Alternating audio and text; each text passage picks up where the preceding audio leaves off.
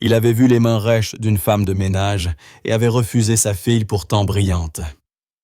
Mais ce refus cruel allait s'avérer être une erreur fatale. Il allait bientôt découvrir qui elle était vraiment.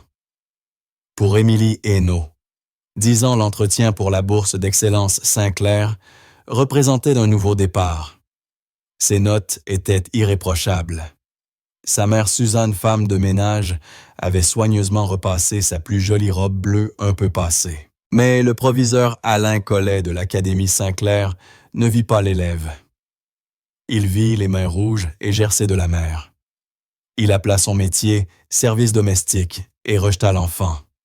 Elle ne s'intégrerait pas, affirma-t-il mentant en prétendant que le fonds de bourse était épuisé. Il jugea la petite fille brillante selon le travail humble de sa mère. Mais le proviseur sûr de lui dans son grand bureau commit une erreur majeure. Il ne pensa jamais à demander qui était son père. Une petite main pleine d'espoir poussa une porte en chêne beaucoup trop lourde pour sa taille. Émilie, 10 ans, serrait la main de sa mère, le cœur battant comme une aile de moineau. Ce jour-là devait marquer le début de sa nouvelle vie à la prestigieuse Académie Saint-Clair de Neuilly-sur-Seine. La matinée avait commencé avant le lever du soleil dans leur petit appartement HLM propre et bien rangé de la rue des Tilleuls à Paris. Émilie avait préparé sa plus belle robe, la bleue à petites fleurs blanches. Elle avait 2 ans, mais Suzanne l'avait repassée à la perfection. Les cheveux blonds de la fillette étaient tirés en une tresse serrée et soignée. « Tu es sûre que je suis bien comme ça, maman ?» demanda Émilie en tournant sur elle-même dans la petite cuisine. Suzanne s'agenouilla, lissant le tissu sur les genoux de sa fille. Ses mains étaient rugueuses, les jointures rouges, d'avoir frotté pendant des années les sols et les meubles des autres. Mais son geste restait doux. « Tu es magnifique, ma chérie, » dit-elle avec tendresse. « Et surtout, tu as l'air intelligente, parce que tu l'es. Tu mérites cette chance. » Émilie acquiesça bien qu'un nœud d'inquiétude se forme dans son ventre. Elle savait combien sa mère travaillait dur. Elle savait aussi que l'Académie Saint-Clair accueillait des enfants dont les mères ne faisaient pas le ménage. Mais la bourse reposait sur ses résultats et les siens étaient les meilleurs de toute son école. Cela devait suffire. Elles prirent 2 bus de la RATP pour rejoindre le quartier à chic de Neuilly-sur-Seine. Les maisons devenaient de plus en plus grandes, reculées derrière des grilles en fer forgé et des portails de pierre. Enfin, elles se trouvèrent devant l'académie. Elle-même, elle ressemblait moins à une école qu'à un château sorti d'un conte. Bâtie en pierre grise couverte de lierre, elle imposait le silence. « Wow !» murmura Émilie en levant la tête. « Respire profondément, » dit Suzanne en lui serrant la main. « Souviens-toi de ce que je t'ai dit. Regarde le proviseur droit dans les yeux et sois toi-même. Il t'aimera, j'en suis sûr. » Une fois à l'intérieur, Émilie n'en était plus si sûre. Le secrétariat principal était silencieux. Un épais tapis rouge absorbait le bruit de leurs pas. L'air sentait la cire au citron et les vieux livres précieux. La lumière du matin traversait de hautes hautes fenêtres et tombait sur des portraits d'hommes sapement sévères en costumes sombres. Ils semblaient bien plus importants que les tableaux des maisons que sa mère nettoyait. Derrière un grand bureau en bois verni, une femme les accueillit avec un sourire fatigué mais bienveillant. « Bonjour, ma petite. Tu dois être Émilie Hainaut. Je suis Madame Janine, la secrétaire de l'école. » « Oui, madame, » répondit Émilie poliment. « Nous venons voir monsieur le proviseur Collet, » ajouta Suzanne d'une voix douce mais assurée. « Bien sûr, il vous attend. Vous pouvez entrer, » indiqua la secrétaire en désignant une autre porte massive. La main d'Émilie était moite lorsqu'elle sentit celle de sa mère la serrer. Suzanne frappa doucement. Entrez, lança une voix sèche. Le bureau du proviseur Alain Collet était encore plus impressionnant que le couloir. Le bureau immense formait comme un mur de bois sombre. Derrière l'homme semblait aussi rigide et poli que le mobilier. Ses cheveux grisonnants étaient taillés courts impeccables. Il portait un costume gris et une pince à cravate dorée. Il écrivait et ne leva pas les yeux pendant 1 minute entière. Émilie et Suzanne restèrent debout minuscules dans cette pièce haute et résonnante. Enfin, Collet posa son stylo avec un petit clic. Il les regarda, mais son regard était froid. Madame Hainaut, et voici Émilie. Bonjour, monsieur le proviseur, dit Suzanne avec courage. Nous sommes très heureuses d'être ici. Oui, répondit lentement Collet en promenant ses yeux sur elle. Il observa le chemisier simple de Suzanne, la robe un peu passée d'Émilie. Son regard s'attarda un instant sur les mains rouges et gercées de la mère. Émilie sentit une bouffée de honte, sans en comprendre la cause, et cacha instinctivement ses propres mains derrière son dos. « Asseyez-vous », dit Collet, en désignant 2 chaises dures qui semblaient très loin de son bureau. Il ouvrit un dossier. Émilie aperçut son nom sur l'onglet « Hainaut Émilie ». « J'ai ici le dossier de votre fille », commença-t-il d'une voix lisse, mais sans chaleur. Son parcours scolaire est impressionnant. D'excellents résultats. Elle travaille énormément, répondit Suzanne, un sourire fier aux lèvres. Elle lit tout le temps. Ses professeurs disent qu'ils n'ont jamais eu une élève aussi brillante. Je vois, dit Collet, en tournant d'une page. Son expression se crispa légèrement. Émilie observa les yeux du proviseur parcourir une autre partie du dossier. « Je vois ici que votre adresse est rue des Tilleuls », remarqua-t-il. « Oui, monsieur », répondit Suzanne. « C'est un petit appartement, mais nous… » « Et votre profession, Madame Hainaut, service domestique. » La manière dont il prononça ces mots les rendait presque sales. « Je suis femme de ménage », dit Suzanne en redressant le menton. « Je travaille pour plusieurs familles dans le quartier de Neuilly-sur-Seine. » « Je vois. » Alain Collet referma doucement le dossier, mais ce bruit sembla sceller leur sort. Madame Hainaut, l'Académie Saint-Clair, est l'un des établissements les plus réputés du pays. Nos élèves intègrent ensuite les meilleures universités. Nos exigences sont élevées. Émilie peut les atteindre, répondit vivement Suzanne. Je le sais. Il lui suffit d'une chance. Ce n'est pas seulement une question de résultats scolaires. Madame Hainaut, dit Collet, en joignant les doigts, ses boutons de manchette brillant sous la lumière. C'est aussi une question d'adéquation. Nos familles sont très impliquées dans la communauté de Saint-Clair. Il y a des galas, des collectes, des réceptions. Les engagements financiers et sociaux sont considérables. Le dossier concernait la bourse d'excellence Saint-Clair dit. Suzanne, la voix tendue. Elle était saine. Elle était censée être complète, basée sur les notes. Ah, la bourse soupira. Collet d'un air faussement peiné. Malheureusement, un changement est survenu. Le fonds de bourse est épuisé pour cette année. Nous avons eu un nombre exceptionnel de candidatures. Émilie vit le visage de sa mère se vider de toutes couleurs. Épuisé, répéta Suzanne.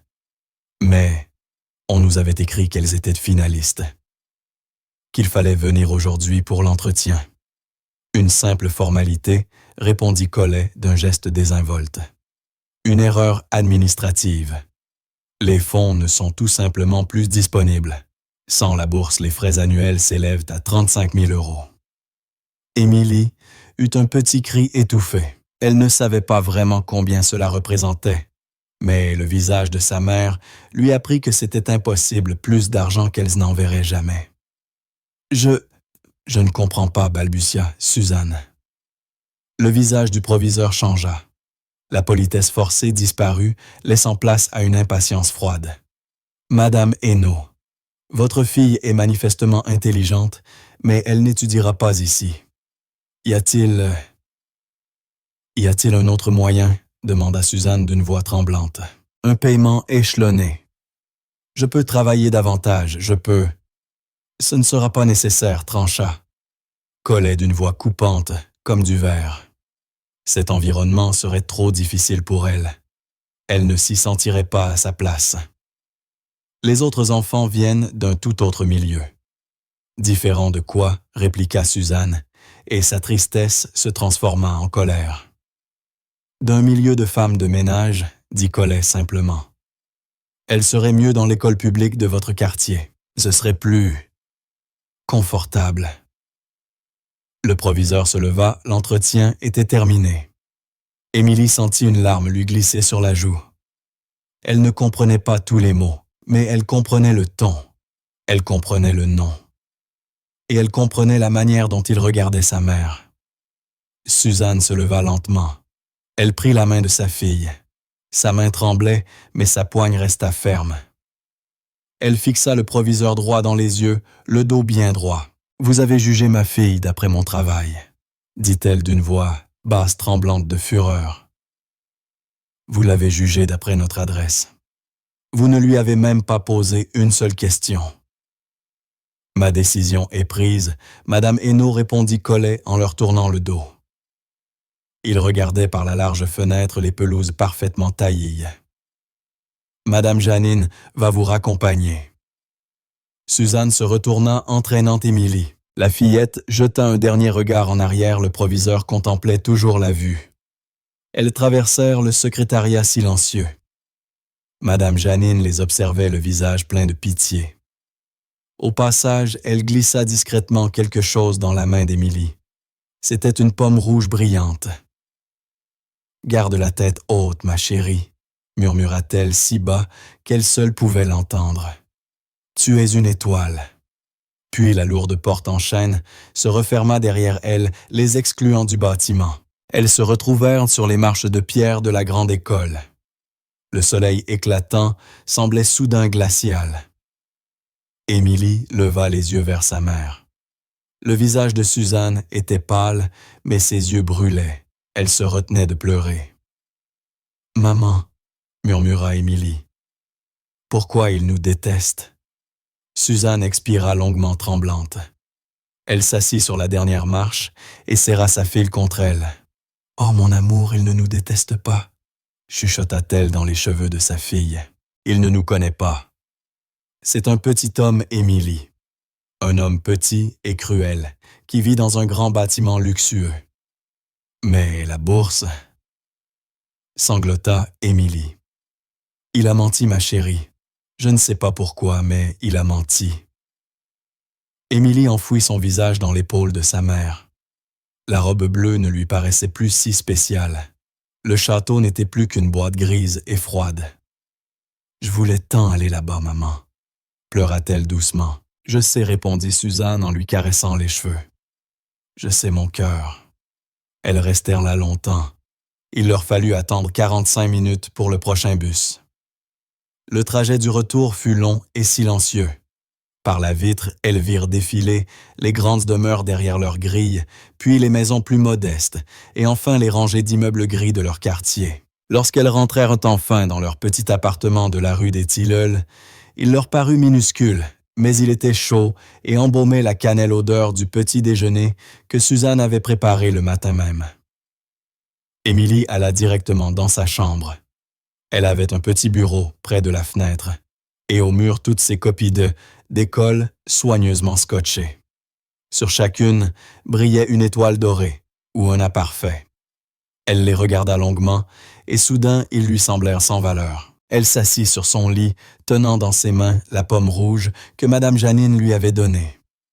C'était la seule chose agréable qui lui était arrivée de toute la journée. Dans la cuisine, Suzanne fit chauffer de l'eau et prépara 2 tasses de thé. Même si c'était le milieu de la journée, ses mains tremblaient encore. Elle se sentait humiliée. Mais sous cette humiliation, quelque chose de plus dur, de plus froid, commençait à se former, une colère maîtrisée. Ce n'était pas seulement pour elle. C'était pour Émilie, sa fille, si brillante, si douce, qu'on avait rejetée. Rejetée parce que sa mère frottait les sols des autres. Suzanne leva les yeux vers le mur, près de la table à manger, celui qu'elle appelait le mur de papa. Il était couvert de photographies. On y voyait un jeune homme souriant dans un uniforme impeccable.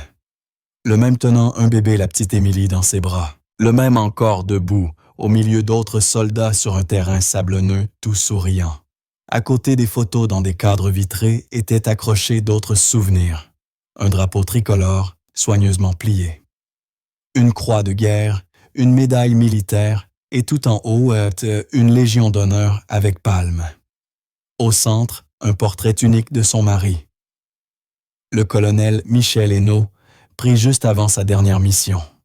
Il n'était pas mort, mais parfois il paraissait aussi lointain que s'il l'était. Il était en poste au ministère des Armées à Paris, travaillant à un emploi stratégique au sein de l'état-major des armées françaises. Son travail était discret, sérieux et vital.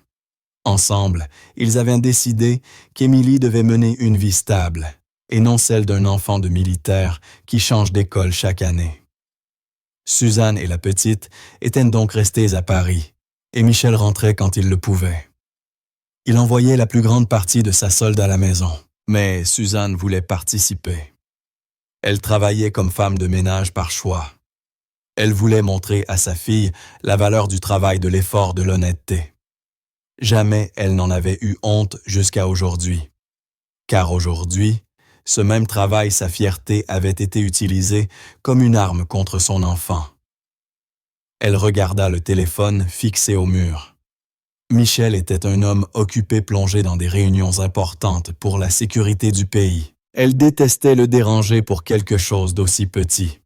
Cela lui paraissait insignifiant à côté du monde dans lequel il évoluait. Mais alors elle revit le visage d'Émilie. Elle revit les yeux glacés du proviseur Alain Collet. Elle entendit encore le mensonge. Le fonds de bourse est épuisé. Ce n'était pas un simple refus, c'était une injustice. Suzanne saisit le combiné.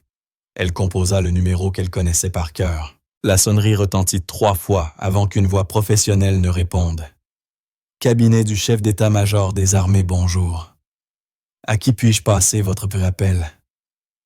Bonjour, dit Suzanne, la voix plus assurée qu'elle ne l'aurait cru. Ici Suzanne Hénault. J'ai besoin de parler au colonel Michel Hénault. C'est une urgence familiale. Il fallut 3 longues minutes. Suzanne resta debout, enroulant nerveusement le cordon du téléphone autour de ses doigts. Son regard se posa sur la photo de Michel en uniforme de cérémonie. Il semblait si fort, si sûr de lui.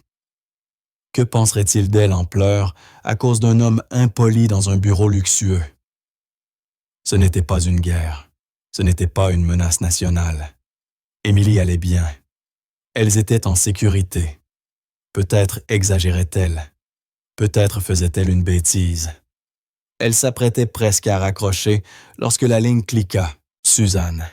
La voix de son mari était profonde, calme, mais tendue. Celle qu'il employait lorsqu'il était inquiet, tiré de réunions importantes. Michel. Je suis désolé. Je suis tellement désolé de t'appeler au travail. Est-ce qu'Émilie va bien? Est-ce que tu es blessé? Les questions fusaient rapides, précises. Ses priorités étaient claires. Nous allons bien. Nous sommes en sécurité, dit-elle vite, les larmes lui montant de nouveau aux yeux. Ce n'est pas de cet ordre-là. C'est l'école. Un silence pesa. Michel comprenait. L'entretien, la bourse. Qu'est-ce qui s'est passé? Demanda-t-il. Suzanne inspira profondément et raconta tout le bâtiment somptueux, la secrétaire aimable Madame Janine, puis le proviseur Collet. Il ne m'a posé aucune question, Michel. Il nous a juste regardés. Il m'a interrogé sur mon travail. Ton travail, oui. Il a appelé ça service domestique. Puis il a dit que la bourse était épuisée, un problème administratif. Ça ne sonne pas juste, répondit Michel, et sa voix perdit soudain la douceur du mari pour prendre la froide assurance du colonel. Ce n'était pas juste, murmura Suzanne, la colère revenant. Je savais qu'il mentait. Il a dit qu'elle ne s'intégrerait pas, qu'elle serait mieux dans l'école publique. Il l'a rejeté, Michel. Il a rejeté notre fille parce que je nettoie des maisons. Le silence de l'autre côté de la ligne fut lourd. 10 secondes. Suzanne imaginait le visage de son mari, pas rouge de colère, mais pâle, la mâchoire serrée. « Quel est le nom de cet homme ?» demanda-t-il enfin d'une voix parfaitement posée. « Collet. Alain Collet, proviseur de l'Académie Saint-Clair. »« Alain Collet. Académie Saint-Clair, répéta Michel lentement, comme pour graver chaque mot. Suzanne, tu as eu raison de m'appeler. Ce n'est pas acceptable. Je vois son visage, dit Suzanne, commençant à sangloter. Elle a tant donné Michel. Elle est si intelligente. Et il lui a brisé le cœur. Il ne le fera pas, assura Michel, sa voix ferme. C'est une promesse. Écoute-moi bien, ce n'est pas une petite affaire. Tu es la plus grande femme que je connaisse, et Émilie est le meilleur de nous deux. Il n'existe aucun endroit sur cette terre où elle ne soit pas à sa place. Comprends-tu? Oui, murmura Suzanne. Je dois passer quelques coups de fil. Ce n'est pas fini. Réconforte notre fille.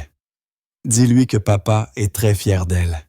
Dis-lui qu'elle a mérité cette place. Et je ne laisserai jamais un petit esprit étroit lui enlever cela. Est-ce que tu rentres à la maison? Demanda-t-elle. Pas encore. Il vaut mieux que je gère cela d'ici. Mais je t'appellerai ce soir. Je vous aime. Moi aussi, répondit Suzanne. Elle raccrocha. Un sentiment de soulagement la traversa. Elle n'était pas seule dans cette épreuve, mais une nouvelle forme d'inquiétude s'installa. Michel était un homme qui résolvait les problèmes.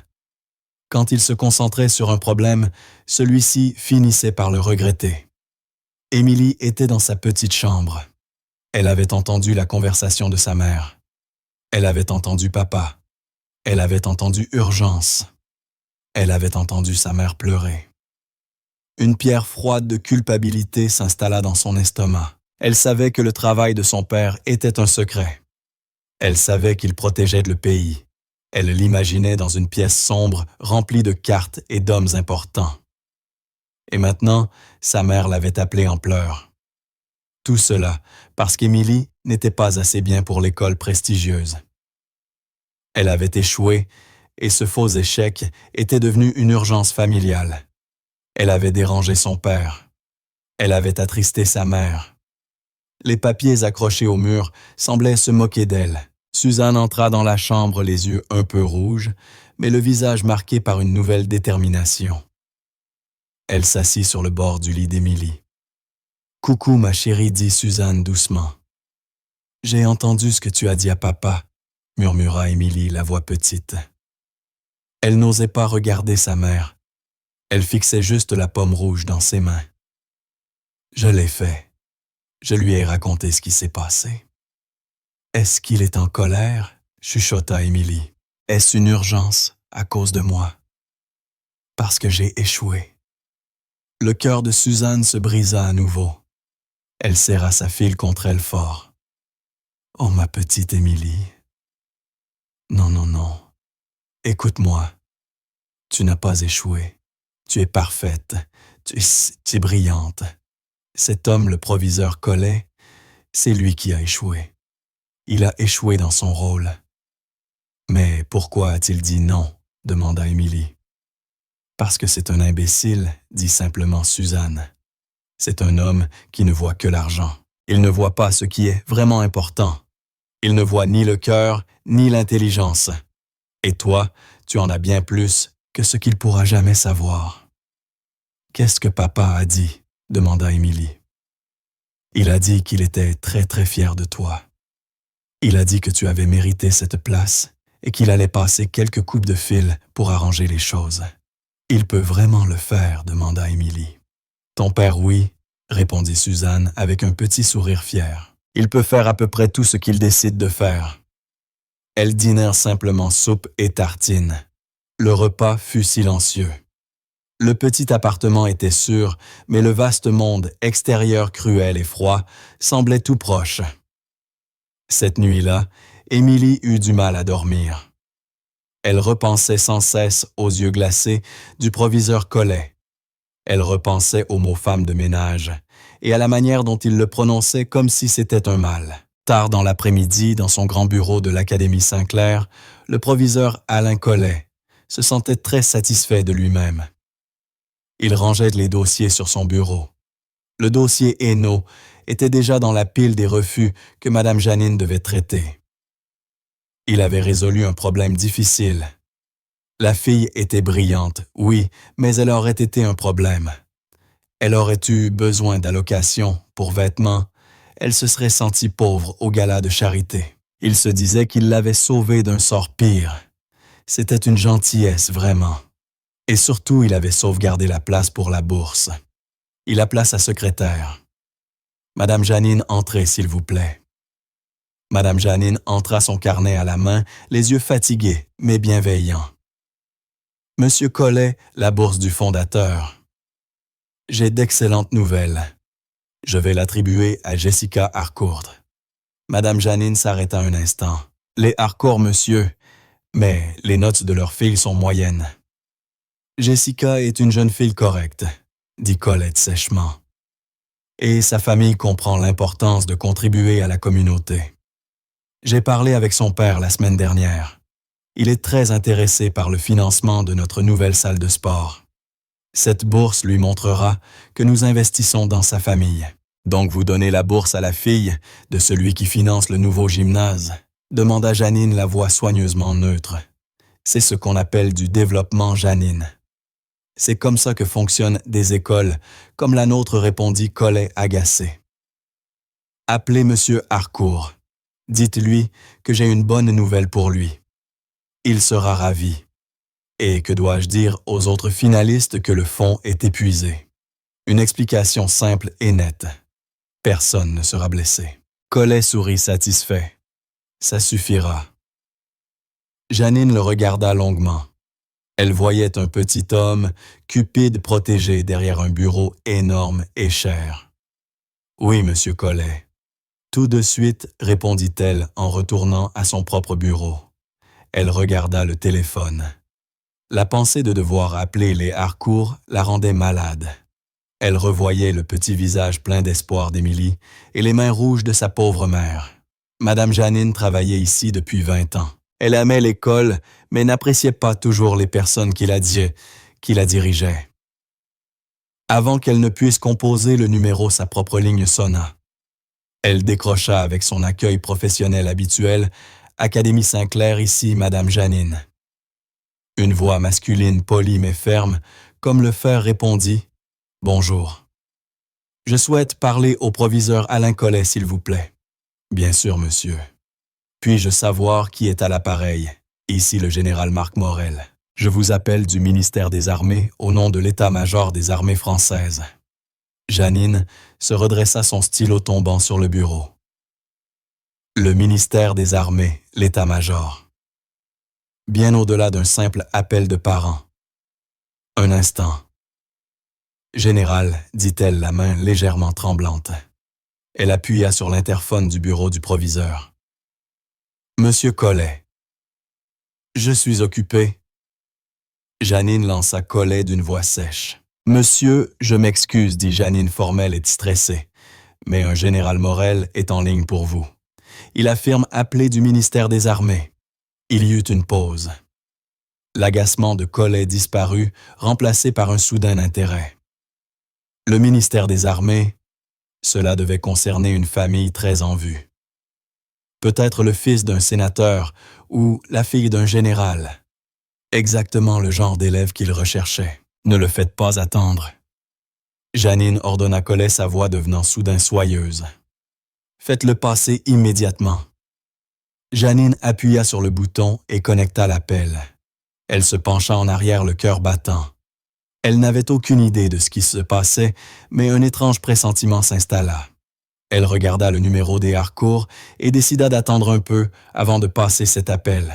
Dans son bureau, Alain Collet ajusta sa cravate et lissa son costume. Il prit une gorgée d'eau, pour donner à sa voix une tonalité forte et impressionnante. C'était une occasion. Il décrocha le combiné Alain Collet à l'appareil.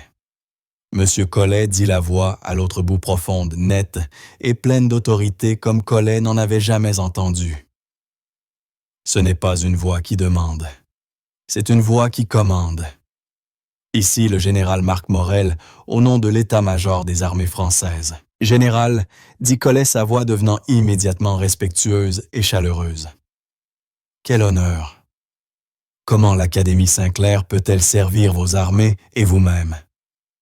Je vous appelle au sujet d'une affaire administrative précise, déclara le général, sans préambule. Elle concerne votre bourse d'excellence, Sinclair. Le ventre de Collet fit un petit saut. Il pensa au Harcourt. Ont-ils une connexion militaire qu'il ignorait? Bien sûr. Général, répondit Collet, essayant de paraître utile. C'est notre récompense la plus prestigieuse pour les élèves entrants. Nous venons de terminer le processus de sélection, donc nous comprenons.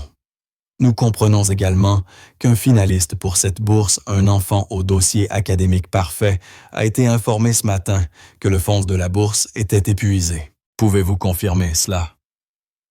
Un frisson de sueur froide parcourut Collet. Il ne s'agissait pas de simple critique ou jalousie. Eh bien... Oui, général, balbutia Collet, sa fluidité professionnelle se fissurant. Nous avons eu un nombre inattendu de candidats qualifiés. C'était une décision très difficile. Une simple question administrative, je vous assure. Une erreur de bureau, je crois, c'était le terme utilisé. Monsieur Collet, l'enfant en question est... Émilie Hainaut, reprit le général. Le sang de Collet se glaça. Il serra le combiné si fort que ses jointures blanchirent. Hainaut, la fille de la femme de ménage. Comment cela était-il possible, Émilie Hainaut? Répéta Collet, essayant de paraître confus, comme s'il se souvenait à peine du nom. Ne me faites pas perdre mon temps, monsieur Collet. Émilie Hainaut, 10 ans, cheveux blonds, candidate à la bourse d'excellence Sinclair, fille de Suzanne Hainaut. Le général fit une pause et les mots suivants furent prononcés avec un poids lent et délibéré. Et fille du colonel Michel Hainaut. Collet retint sa respiration. Colonel, je n'étais pas au courant de la connexion militaire, balbutia Collet. C'est précisément le problème, dit le général. Vous n'étiez pas au courant que le colonel Hainaut est l'un des officiers stratégiques les plus décorés des forces armées françaises. Vous n'étiez pas au courant qu'il occupe actuellement un poste vital au ministère des Armées. Et vous n'étiez pas au courant que l'armée française considère très mal le traitement injuste de la famille de ses membres en service. Injustice, s'exclama Colette, la voix aiguë et tremblante. Je vous assure, général, il n'y a eu aucune. C'était purement une question financière. Le fonds de la bourse. Et pourtant, nos informations indiquent que cet après-midi même, vous avez attribué la même bourse à Jessica Harcourt. Collet eut l'impression que le sol s'était dérobé sous ses pieds. Comment pouvait-il savoir cela? Le général poursuivit implacable nos informations. Indique que le père de Jessica Harcourt est un potentiel donateur pour un nouveau complexe sportif et que les résultats scolaires de Jessica sont moyens loin d'égaler ceux de la fille d'un héros national. Un homme qui, je vous le rappelle, a pris une balle à Kandahar pour que des hommes comme vous puissent rester confortablement dans des bureaux sûrs et gérer des fonds de bourse. Collet tremblait. Il était complètement exposé. Ce n'était pas une simple erreur administrative. C'était un scandale. Général, je crois avoir été mal informé, balbutia Colette. Il doit y avoir un terrible malentendu. Mon service financier a dû... Vous êtes le service financier, monsieur Collet, affirma le général. Vous êtes le proviseur et c'est vous qui allez rectifier cela. Le colonel Michel Hainaut et son épouse n'ont jamais demandé de traitement spécial. Ils ont simplement demandé ce que leur fille avait mérité, une chance équitable. Vous le lui avez refusé. Vous l'avez fait en vous basant sur le travail simple et honnête de sa mère. Je vais m'en occuper immédiatement. Vous ferez plus que vous en occupez, commanda le général Morel. Vous rectifierez cette erreur administrative. Vous appellerez Madame Hainaut. Vous lui présenterez vos excuses et vous accorderez à Émilie Hainaut la bourse complète qu'elle mérite. Ai-je été clair? Oui, général. Parfaitement. J'attends de recevoir un appel du colonel Hainaut demain à 09h pour confirmer que cela a été fait. Le général fit une pause et reprit: ce genre de malentendu reflète très mal sur le leadership d'une institution. Très mal, en effet. Bonne journée. La ligne se coupa. Alain Collet resta assis à son bureau tremblant. Son costume gris impeccable était humide de sueur. Il regardait le téléphone comme s'il s'agissait d'un serpent. Il avait insulté une femme de ménage et s'était attiré le poids complet de l'armée française sur la tête. Il regarda le numéro des Harcourt. L'appel qu'il allait passer à son donateur principal venait de devenir un cauchemar. Dans le bureau du proviseur, Madame Janine n'avait pas entendu les mots. Elle n'avait entendu que la voix de Collet. Elle avait entendu son ton confiant lisse se transformer en un cri aigu et paniqué. Elle avait entendu « Oui, général », quand l'interphone vibra. Enfin, le son était faible et rauque. Janine. « Oui, monsieur Collet. Passez-moi le dossier de Jessica Harcourt et donnez-moi celui d'Émilie Hainaut. Maintenant. »« Oui, monsieur, » répondit Janine. Elle se leva, un petit sourire secret aux lèvres.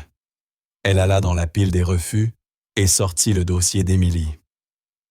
À 200 mètres de là, dans un bureau calme et sécurisé à Paris, le colonel Michel Hainaut raccrocha le téléphone. Il n'était pas en uniforme. Il portait un simple polo noir et un pantalon tenue requise pour sa mission en civil au ministère des Armées. Il fixa la photo de Suzanne et Émilie sur son bureau. La porte s'ouvrit et un grand homme en uniforme de cérémonie étoile aux épaules entra. C'était le général Morel. Il n'était pas froid. Il était en fait le plus vieux ami et mentor de Michel.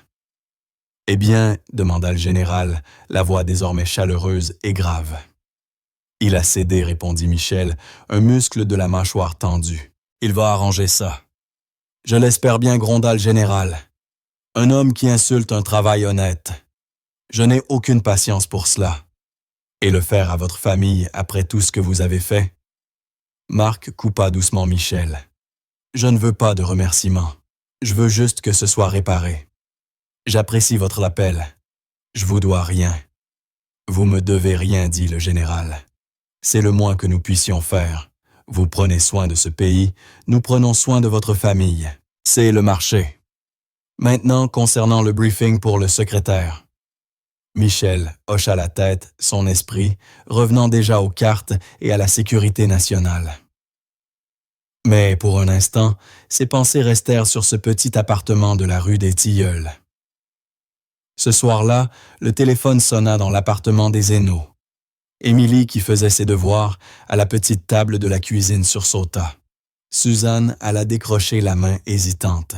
« Allô? » « C'est moi. » La voix de Michel sortit de l'appareil calme et posé. « Michel, as-tu trouvé quelque chose? » « Oui, dit-il. J'ai fait quelques vérifications. Il semble qu'il y ait eu une erreur administrative importante, comme nous le pensions. »« Que veut dire cela? » demanda Suzanne, serrant le combiné. « Cela signifie que le proviseur Collet va réévaluer sa décision.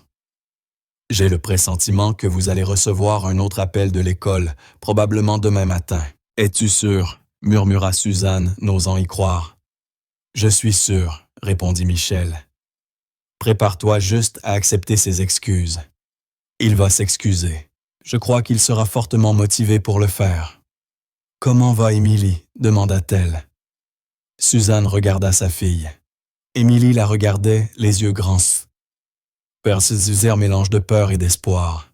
« Elle est là, » dit Michel. « Elle est solide comme son père. »« Tu es le roc, Suzanne, » dit-il doucement. « Je vous appellerai ce week-end. Je vous aime toutes les deux. Nous vous aimons. Soyez prudente. » Suzanne raccrocha et se tourna vers Émilie. C'était papa. « Est-ce réglé? » demanda Émilie. Suzanne serra sa fille dans ses bras. « Il le pense, ma chérie. Il pense que cet homme méchant a commis une énorme erreur et il est sur le point de découvrir à quel point elle est grande. » Le lendemain matin, Alain Collet arriva à l'Académie Saint-Clair avant le lever du soleil. Il n'avait pas dormi. Il avait l'air pâle et débraillé. Son premier appel fut pour Monsieur Harcourt. Ce fut un désastre. Qu'entendez-vous par erreur, tonna Harcourt au téléphone. Vous m'aviez dit que Jessica était acceptée. Vous m'aviez donné votre parole. Je sais, Robert. Je sais, dit Collet en s'essuyant le visage avec un mouchoir. Mais il y a eu une révision. Le conseil d'administration est intervenu. Ils ont estimé que la bourse principale devait aller à une autre candidate. Quoi? Une bourse pour cas difficiles. Une bourse pour cas difficiles. Vous m'aviez dit qu'elle était épuisée. Vous mentez, Collet. Nous pouvons encore trouver une place pour Jessica. Pas dans votre école. Vous ne le ferez pas, rugit Harcourt. Et oubliez le gymnase. Je retire mon soutien. Vous entendrez parler de moi par mes avocats. La ligne se coupa. Alain Collet resta assis à son bureau, la tête entre les mains. En 12 heures, il avait été humilié par un général perdu un don d'1 million d'euros. Et maintenant, il devait passer l'appel le plus humiliant de tous. Il trouva le numéro de Suzanne Hainaut et le composa la main tremblante. Le téléphone sonna brisant le calme du matin dans l'appartement des Hainaut. Suzanne et Émilie étaient à la table de la cuisine. Émilie tournait distraitement des céréales dans son bol. Elle n'avait pas eu envie de manger. Suzanne buvait son café, l'estomac noué. Elle fixait le téléphone. Il sonna une deuxième fois. « Ça doit être lui », murmura Suzanne, à peine audible. Elle se leva et alla décrocher, essuyant ses paumes humides sur son jean. Elle prit une profonde inspiration et répondit. « Allô ici, Suzanne Hainaut. » Une voix d'homme toussa faiblement étranglée. « Madame Hainaut, ici, Alain Collet, proviseur de l'Académie Saint-Clair. » Suzanne se redressa. Elle tint fermement le combiné et ne dit rien, laissant le silence s'étirer. « Je vous appelle au sujet de notre réunion d'hier, » commença Collet balbutiant. « Concernant votre fille Émilie. »« Je me souviens de la réunion, » dit Suzanne, la voix calme et froide. « Oui. Eh bien, il semble, Madame Hainaut, que je disposais d'informations incorrectes. Il y a eu une erreur administrative importante. » Suzanne faillit rire à ces mots « erreur administrative », l'expression exacte utilisée par Michel. « Quelle sorte d'erreur est-ce, Monsieur Collet ?» demanda-t-elle. « C'est une question financière, très ennuyeuse. Les chiffres, ils étaient incorrects. Il semble que le fonds de la bourse du fondateur n'est pas épuisé après tout. Il est tout à fait sain. » Il parlait rapidement, précipitant ses mots. « Je vois, » dit Suzanne. Et à la lumière de cette nouvelle information, il continua après avoir revu le dossier d'Émilie, son dossier véritablement exceptionnel. Je suis ravi de lui offrir officiellement la bourse d'excellence Saint-Clair, avec nos plus sincères excuses pour ce malentendu, cette confusion.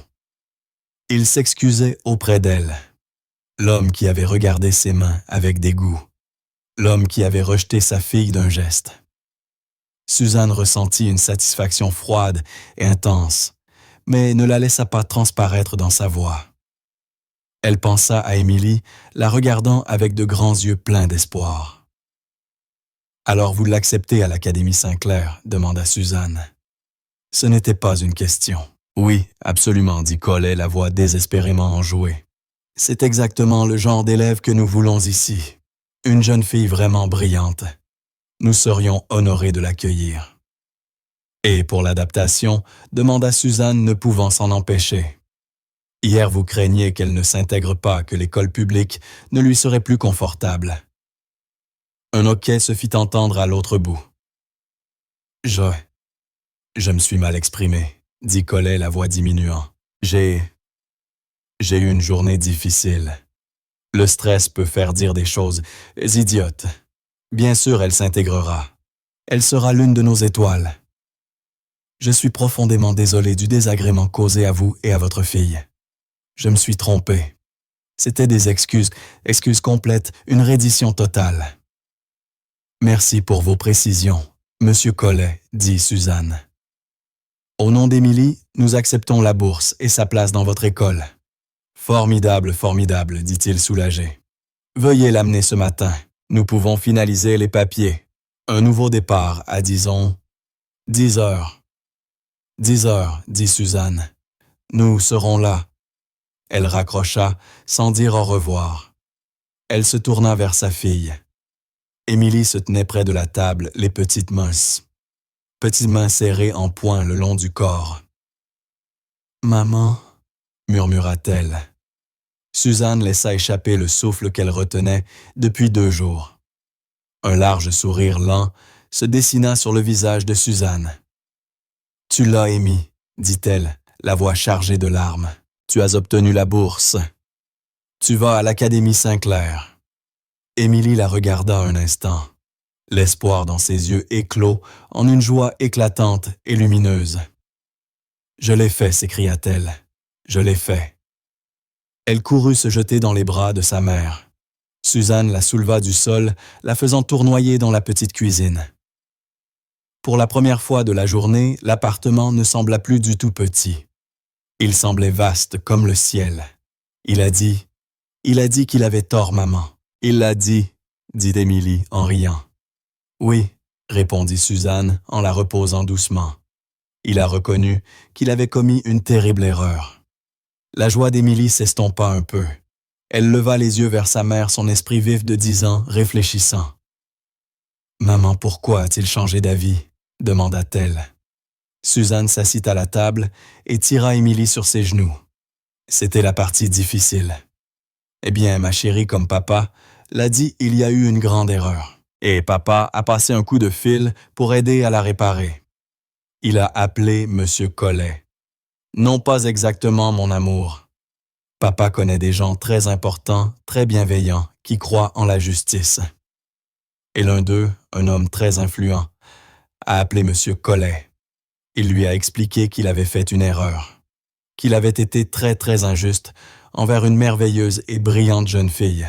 « Parce qu'il nous a jugés, demanda Émilie. « Oui, bébé, parce qu'il nous a jugés, dit Suzanne en caressant les cheveux blonds d'Émilie. Il a regardé mon travail et a pris sa décision. Il ne savait rien de nous. Il ne connaissait pas toutes tes étoiles dorées. Et il ne savait pas pour papa. Il ne savait pas pour papa, murmura Émilie. Exactement, approuva Suzanne.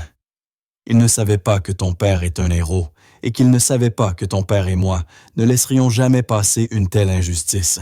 Émilie resta silencieuse un instant, réfléchissant à cela. Alors l'ami de papa lui a crié dessus. « Non, chérie, » sourit Suzanne. « Parfois, quand on a beaucoup d'autorité, il suffit de parler. Et les gens écoutent. Ton père a beaucoup d'autorité, même de loin. »« Waouh, dit Émilie, j'aime ça. On dirait une histoire de mes livres. Les gens bien ont gagné. L'homme méchant doit maintenant s'excuser. » Suzanne se leva. « Nous devons être à l'école à 10 heures. Allons mettre ta robe bleue. »« D'accord, dit Émilie. Cette fois, en enfilant la robe, elle lui sembla toute neuve. À l'Académie Saint-Clair, Alain Collet était tête en ruine. Il raccrocha après l'appel de Suzanne Hainaut. Son acceptation froide et digne valait presque mieux qu'un cri. Il comprit à cet instant qu'il n'avait aucun pouvoir sur elle. Il avait perdu le don des Harcourt. Il avait un général militaire surveillant son bureau et il avait été forcé de présenter des excuses à une femme de ménage. L'interphone sonna. C'était Madame Janine. Monsieur Collet, Madame Hainaut et sa fille seront là à 10 heures pour finaliser les papiers. Sa voix était parfaitement professionnelle, mais il percevait le sourire qui s'y dessinait. « Oui, Janine, répondit-il en grinçant des dents. Préparez le dossier complet de la bourse du fondateur. Le dossier entier. Oh, et Monsieur Collet, ajouta-t-elle. Quoi, un paquet vient d'arriver pour vous de Paris, dit-il brusquement. Posez-le juste sur mon bureau. Je m'en fiche. Un moment plus tard, Madame Janine entra et déposa une grande enveloppe épaisse sur son bureau. Elle n'avait pas de timbre et avait été livrée par un coursier spécial. L'adresse de retour était une ligne unique et sobre ministère des Armées. Madame Janine quitta la pièce en refermant doucement la porte.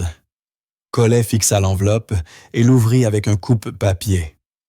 Ses mains tremblaient encore. À l'intérieur, il n'y avait pas de lettres. Seulement un dossier épais et brillant.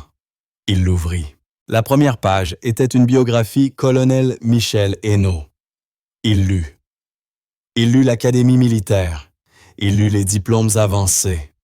Il lut les déploiements. Il lut les missions, dont la plupart étaient juste des lignes noircies. Il lut les médailles, croix de guerre, étoiles d'argent, médailles militaires avec 2 feuilles de chêne, ainsi que l'affectation actuelle de l'homme conseiller stratégique principal bureau de l'état-major des armées françaises. Le visage d'Alain Collet devint couleur cendre. C'était le mari de la femme qu'il avait rejetée. C'était le père de l'enfant qu'il avait qualifié d'inadapté. Il n'avait pas seulement insulté une femme de ménage. Il avait insulté un héros décoré, un homme qui rendait compte directement aux plus hauts dirigeants militaires du pays.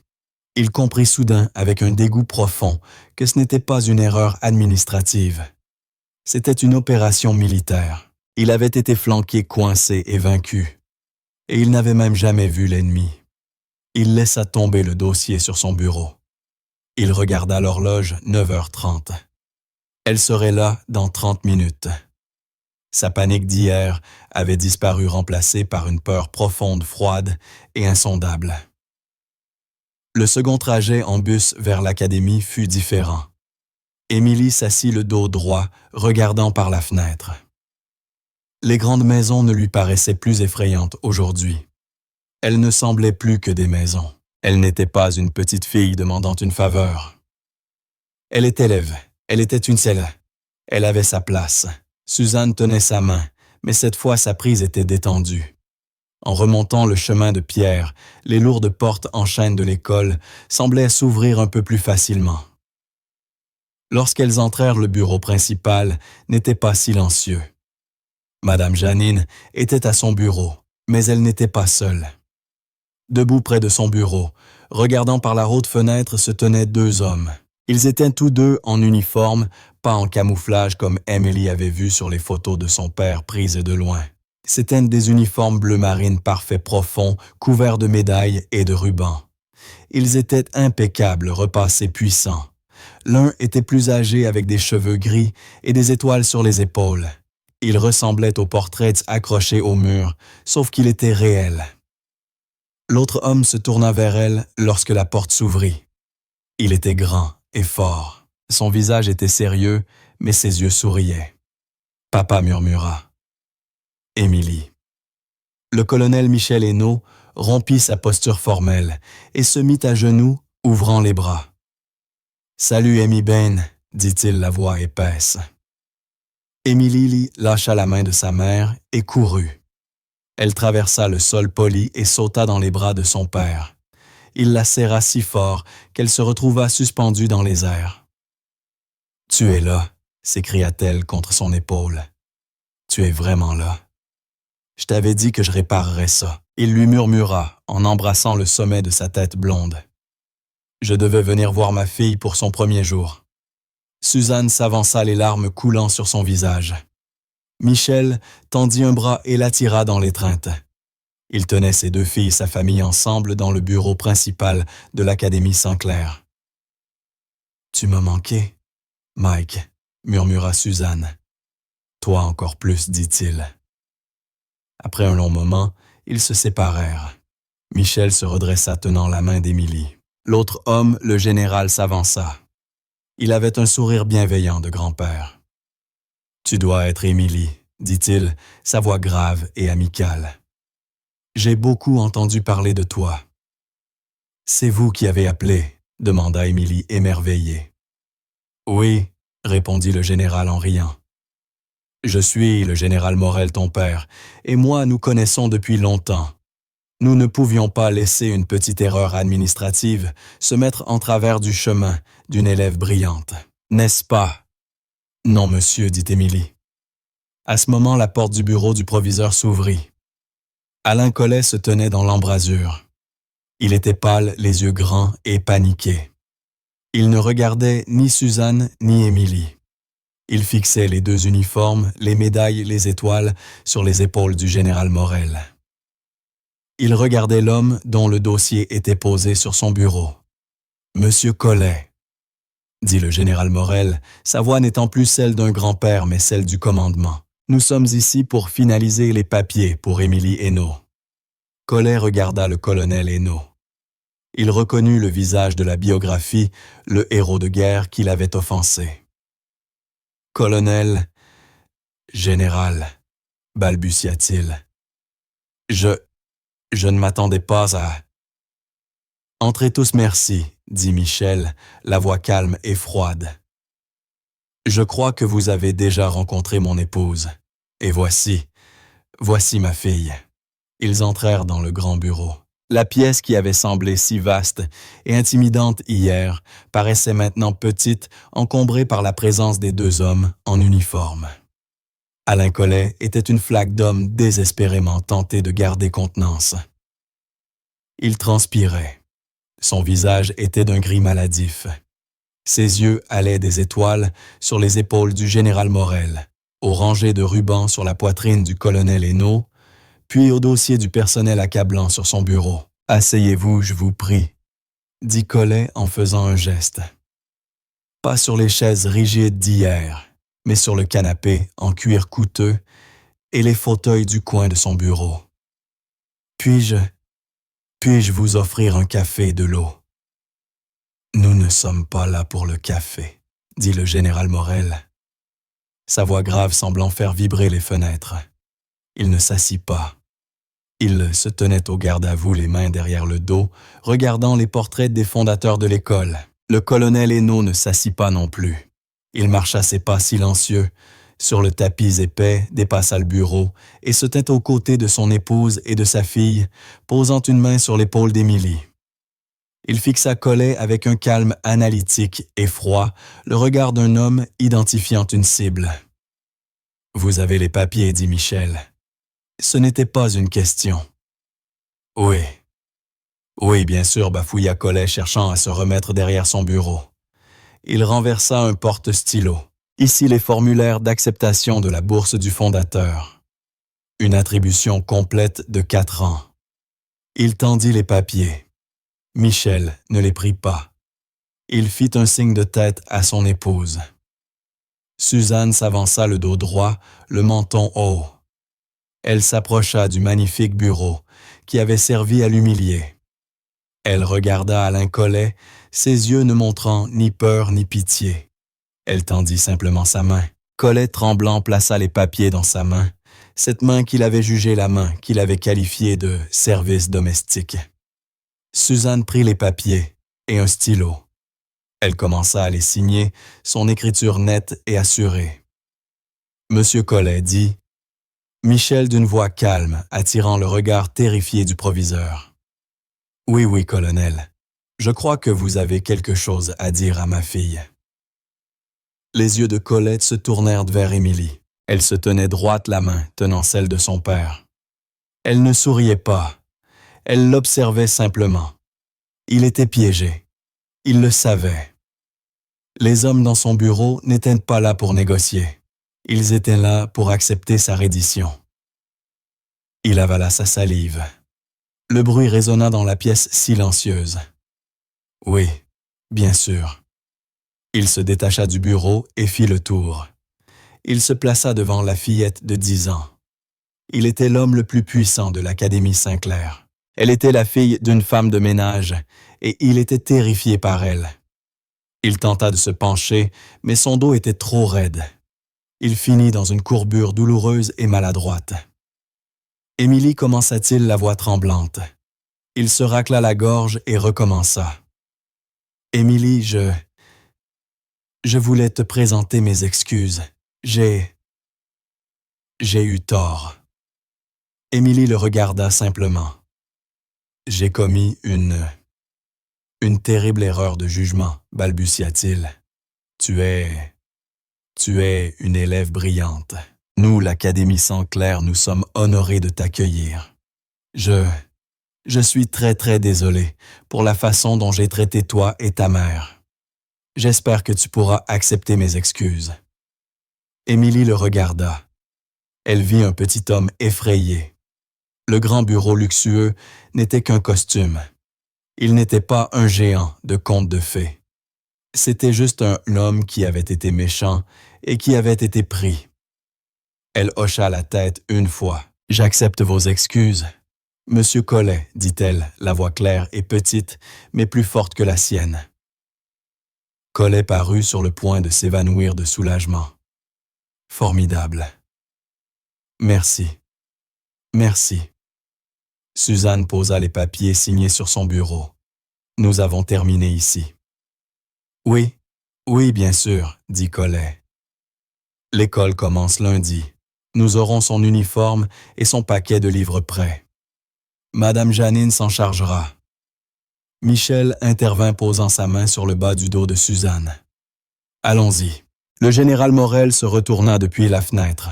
« Monsieur Collet, dit-il d'une voix ferme et définitive.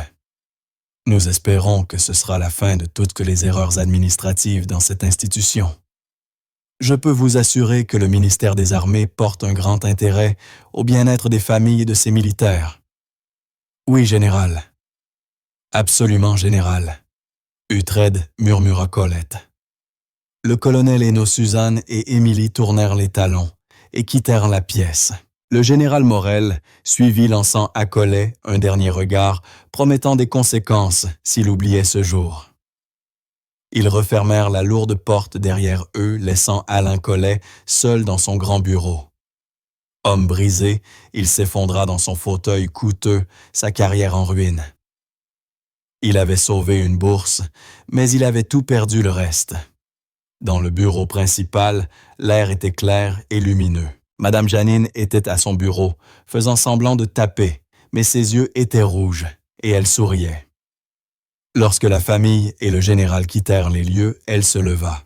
« Bienvenue à l'Académie Saint-Clair. » Émilie, dit-elle, la voix chaleureuse et sincère. « Nous sommes tellement heureux de t'accueillir. » Émilie lâcha la main de son père. Elle se dirigea vers le bureau de la secrétaire. Elle regarda la femme bienveillante qui avait été le seul rayon de soleil lors de leur première visite sombre. « Merci, Madame Janine, » dit Émilie.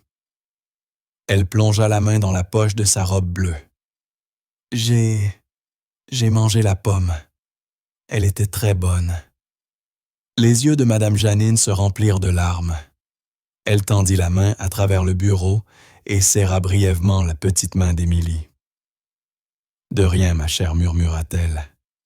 Tu es très bienvenue. Tu vas accomplir de grandes choses. » Le général Morel sourit.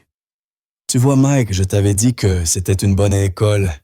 Il y avait juste une mauvaise pomme à la tête. » Il regarda sa montre. « Eh bien, je dois y aller. J'ai un avion à prendre. »« Suzanne, un plaisir de vous revoir. Et mademoiselle, dit-il, en saluant Émilie avec respect.